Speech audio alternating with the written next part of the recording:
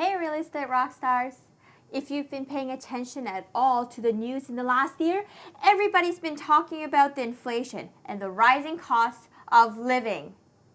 Dun dun dun! Rent has been skyrocketing, gas prices are gone up literally dramatically and crazy. Groceries are way more expensive. I literally tried to go buy romaine lettuce the other day. I am talking about the romaine lettuce. And one romaine lettuce heart was $6. I don't even like vegetables. I started to like less of it. So today I'm going to talk about how to realistically budget for a high cost of living in Toronto in 2022. Canada's inflation rate as of October 22 was 6.9% on a yearly basis, which is a shocking jump from the average 1.5 to 2% that we've experienced for the past 20 years. I've included the link in the description that shows Canada's historical inflation rate, and see for yourself how the monthly and annual rate for inflation has changed since 1990. 1990. 1990. I hope this doesn't echo. Can we make that happen? Make sure that this echoes. 1990. So where did this even come from? Did it just decide to fall off the sky? Inflation just falls off? Like, hello, that was a bad idea. Well, the supply chain shocks caused by a lot of factors. It includes the virus, emergency funding bills, and the war in Ukraine have played all part in this high rate of inflation, and people across the globe have not been able to escape from it, including Canadians, unfortunately. Before we get into any specific tips and budgeting in Toronto living, it's so important that you first understand and create a monthly personal budget for yourself. A budget is the foundation of your personal finances and should be used to guide your financial decisions in life. There are many ways to create a budget. You can use an app to help you. I know I always use apps, such as You Need a Budget, a built-in spending tracker through your bank or financial institution's app, or you can do it old school with a pen and paper, or a little more modern, Excel. Still a little old school. However, in this video, I won't be teaching you how to make a budget, as there are many resources out there to help you and people who are more qualified. Instead, for the purpose of this video, I'd like to reinforce that these tips and tricks I share with you should be viewed through the lens of your own personal budget. Now, let's dive right in. There are a few ways you can save on this. The biggest one is if you're younger and you can live at your home with your parents until you've saved enough money to move out. Yes, I know. Living with parents or a guardian can be a very difficult task, especially after you've tasted the freedom. I feel you. But the money that you would save is quite significant, especially with the current market conditions in leasing. It is quite significant. If you were to move out and get your own place, one-bedroom condo in Toronto right now, you should be expecting to pay about, in the lower scale, $2,200 to $2,600 plus applicable utilities and tenant insurance and so on. So let's play modest and say it costs up to $2,500 just for housing. $2,500 times 12, that is $30,000. That is a deposit for a $600,000 home that you can purchase a few years down the road. Please note, deposit is not the same as down payment. So quick tip here, down payment is usually 20% of the purchase price. That is about $120,000, and you can get a loan for the remaining 80%.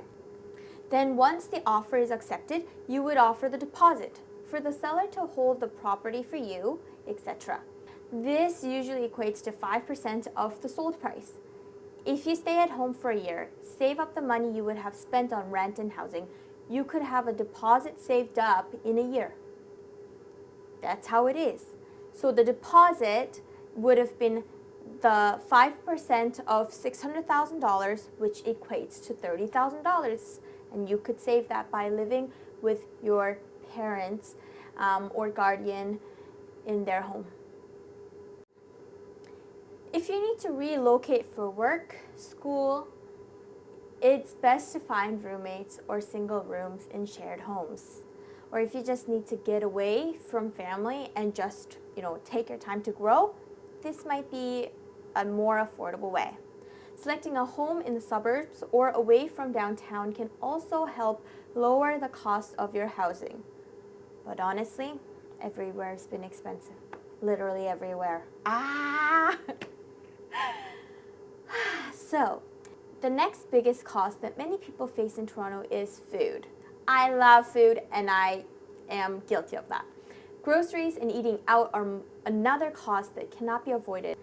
Some of the ways I found to save money on food include meal preps, deal shopping, in-store selection, and lifestyle changes.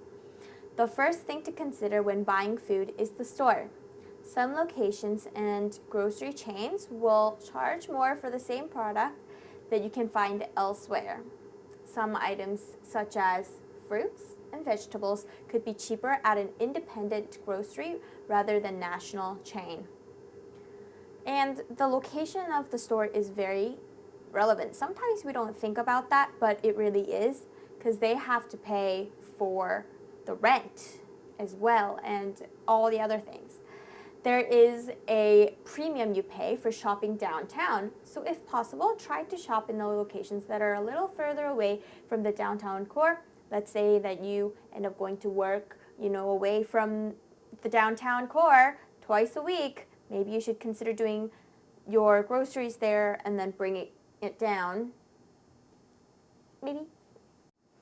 Other ways to save involve using coupons, deal hunting, price matching, and buying in the bulk when applicable. Review flyers, websites, and deal forums to determine where you should be shopping and when. Buying in bulk, thank you Costco, combined with deal searching can result in saving money over the long run. So, who really has the time to look at all of these deals all the time? So I use an app. It's called Flip, F-L-I-P-P. And it basically has all of the updated weekly flyers for the participating grocery stores. Find them deals. I will link that down below as well. Finally, consider lifestyle changes such as meal preps and eating out less. Nowadays, there's a huge premium on eating out and ordering in through the apps. I know I love to do it too. I am very guilty of it, but it adds up quite quickly. In order to get around this, I would advise you learn and enjoy cooking for yourself. Watch those cooking shows. They are actually quite interesting.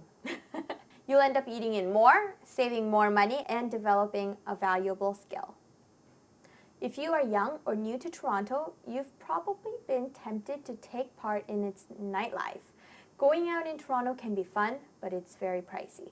Bars, nightclubs, and lounges can be an amazing time with friends, but you shouldn't hold yourself back from enjoying them. But also it's very expensive. However, to avoid spending too much money on going out, you should set a schedule on specific days to go out and restrict nights out to 2 or 3 times a month. I know it's crazy, but I kind of have a solution. You can also schedule low-cost activities with your friends, such as board game nights, going to board game cafe with your friends. Board games in particular have low cost of entry and low ongoing costs, as you only really need to pay for board games once while potentially getting many hours of entertainment out of it. Similarly, finding a board game group through online meetups or board game cafes can also serve the same purpose and expand your social circle. There's a lot of interesting people in Toronto. Other ideas for low-cost activities include budget-friendly food crawls. I love talking about this. So I used to set a budget of about like $20, and I would go to a different restaurant and getting their each restaurant would have like a menu where it's cheap and like to like get people in, sort of like grocery stores. They would have deals, and then they want people to come in and grab other things. I would go to like a pub crawl, but a food crawl. It's so fun. It's so fun to do with friends. Like you guys talk about it and blah, blah, blah. And you go ahead. It's so, so, so fun. I would recommend everyone to try that with their friends. Also, as you may know, Canada has immaculate nature view. You can go biking and hiking in our beautiful parks and trails and so much more to expand your satisfaction of living in Canada. Travel and automotive expenses are the last major categories of the expenses I'd like to cover. Generally, the TTC or GO train is a good low-cost transportation option for many people in the GTA. And you can buy a monthly pass if you use it long enough, often enough. So if you don't have a pass, each trip is $325 per adult and $230 for seniors. So seniors are 65 of age and over, and students are the same price as seniors, and their age range is 13 to 19.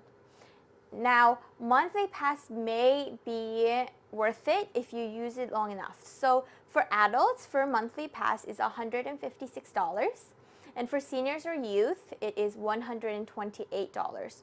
And great news for people in their post-secondary.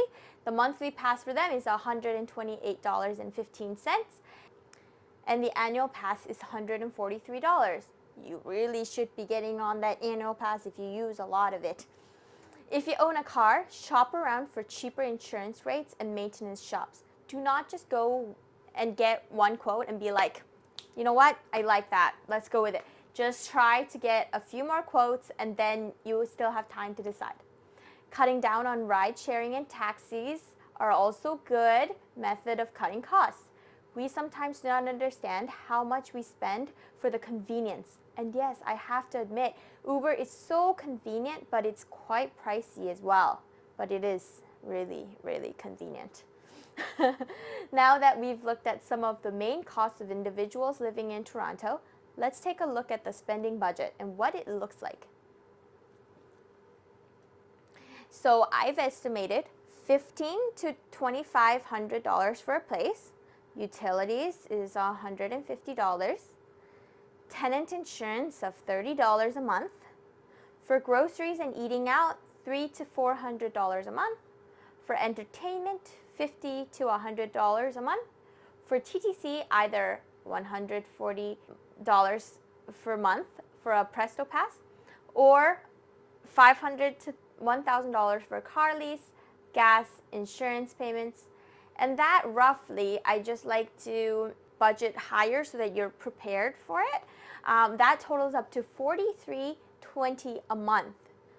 And there you have it. I hope you found this very, very useful. I wish I had this video when I was looking to see how much I should be expecting for expenses. And I hope that this was very, very helpful for you. If it was, make sure you like and subscribe my channel. And until next time, annyeong.